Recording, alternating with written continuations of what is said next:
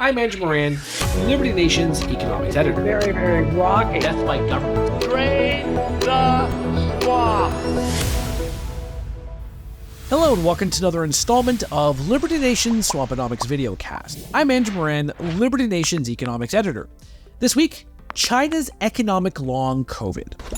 After Beijing removed many of the pandemic-era public health restrictions and reopened the economy, economists, strategists, and market analysts expected a new boom in the world's second-largest economy. The post-crisis economy has been anemic more than anything, going as far as slipping into deflation as the rest of the world combats inflation. Let's take a look at some of the key statistics in the last few weeks. The second quarter GDP growth rate came in at 6.3%. Now, this is nothing to sneeze at, but it was below the consensus estimate of 7.3%. Retail sales slowed considerably to 3.1% in June, down from 12.7% year over year in May. Youth unemployment has skyrocketed to north of 21%. The manufacturing sector has been stuck in contraction for 4 consecutive months, and exports crashed more than 14% in July, the sharpest decline since the beginning of the coronavirus pandemic. Now, policymakers are seeing this and scratching their heads, unsure what to do. The country has taken on too much debt, so there has been some consternation surrounding unleashing even more fiscal and monetary stimulus programs. But now that Beijing has slipped into inflation fell 0.3% year over year in July as companies cut prices to stimulate consumer demand. The government may have no other alternative. You're already seeing officials gradually employ even more efforts to juice the economic landscape.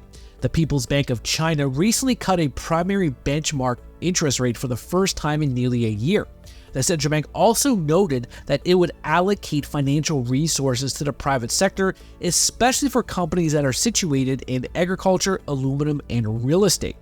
Market analysts say that more stimulus is on the way as the data is expected to deteriorate heading into 2024.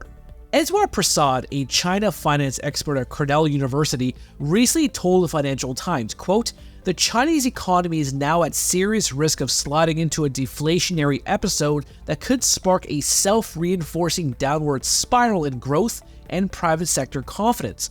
The government needs to act quickly and decisively to put a floor on growth and limit deflation before matters get out of hand."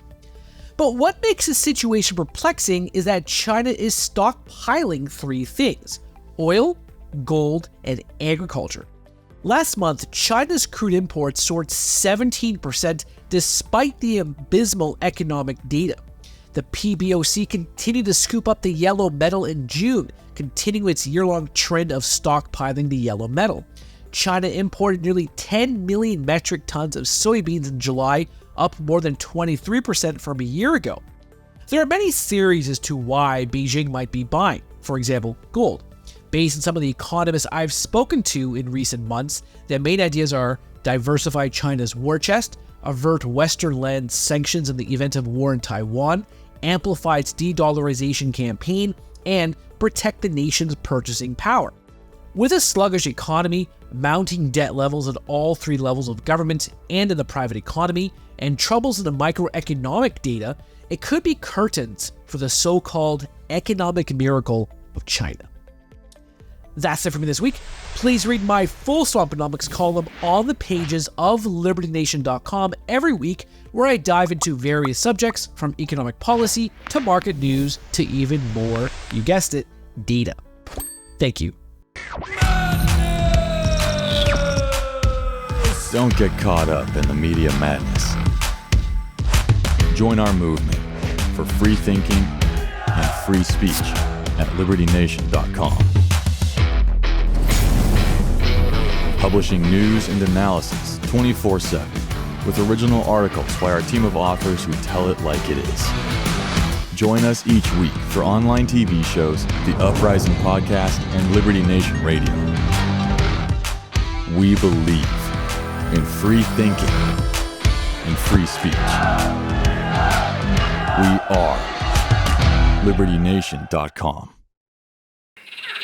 I'm Andrew Moran, Liberty Nation's Economics editor. Very, very rocky. Death by government. Drain the swamp.